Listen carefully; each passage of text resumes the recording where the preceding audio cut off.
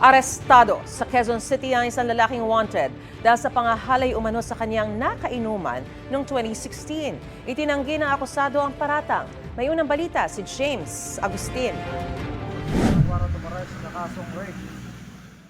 Matapos ang ilang taong pagtatago, natuntunan ng pulisya sa Barangay Apolonio, Samson, Quezon City ang 32 anyos sa lalaki na wanted sa kasong rape.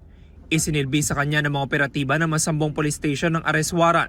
Natuntun po natin yung akusado natin sa pamamagitan po ng information na ang ating accused ay nandito po sa Quezon City. At sa kasalukuyan ay nagtatago po siya sa mga part ng Santa Maria, Bulacan and somewhere in Manila po. Ayon sa pulisya, taong 2016 na mangyari ang krimen. 2019 naman ang inilabas ng korte ang arrest warrant laban sa akusado.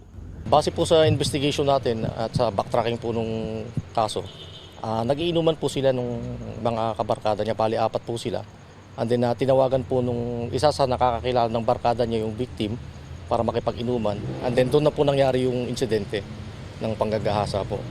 And then nakapagsumbong po yung victim natin at yun na nakapagsampa po ng reklamo. Itinanggi ng akusado na may kinalaman siya sa krimen. Hindi rin daw siya nagtago. Hindi po totoo yun. Wala po talaga nangyaring ganun.